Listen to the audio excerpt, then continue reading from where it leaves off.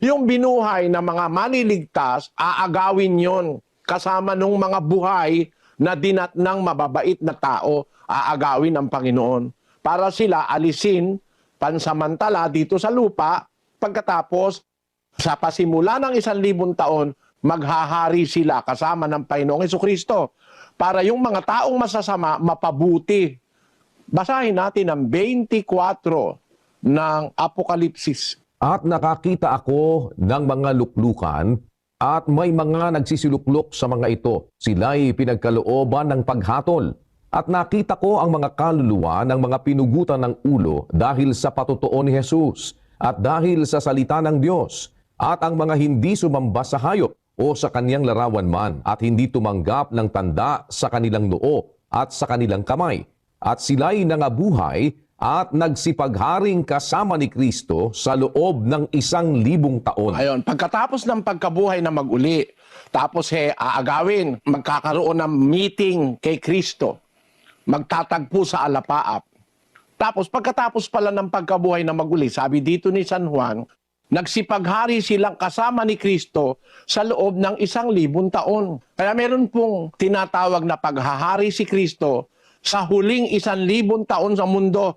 Pagkatapos ng tinatawag na rapture o pag-agaw, maghahari yung mga inagaw kasama ni Kristo sa mga ibang taong naririto pa sa mundo na matitigas pa ang ulo, masasama. Yun ay parang grace period ng Diyos sa sangkatauhan na sa paghahari ni Kristo sa loob ng 1,000 taon after ng first resurrection, ang pag-asa ng Diyos ay mapabuti ang mga tao.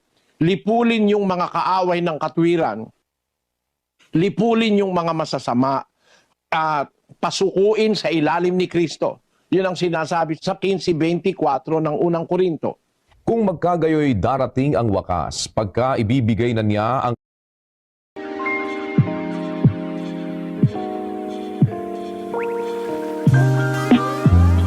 kaharian sa Diyos, sa makatwid bagay sa Ama, pagka lilipulinan niya ang lahat ng paghahari at lahat ng kapamahalaan at kapangyarihan, sapagkat kinakailangang siya'y maghari hanggang mailagay niya sa ilalim ng kanyang mga talampakan ang lahat niyang mga kaaway. Sa paghahari ni Kristo, lahat ng kaaway ng katwiran, lahat ng kaaway ng kabutihan, yung mga nang aabuso sa kapwa, kailangan siya'y maghari hanggang mailagay niya sa ilalim ng kanyang talampakan ng lahat niyang mga kaaway. Kaya sa loob ng 1,000 taon, maghahari sa lupa ang Panginoong Jesucristo para lipulin ang lahat ng kaaway ng katwiran. Iyon ay magaganap after nung rapture, kapatid na Patrick. Nasa Biblia yan. Kapatid na Patrick, naintindihan mo yung sagot ko. Opo, Brad Eli. Salamat sa Diyos.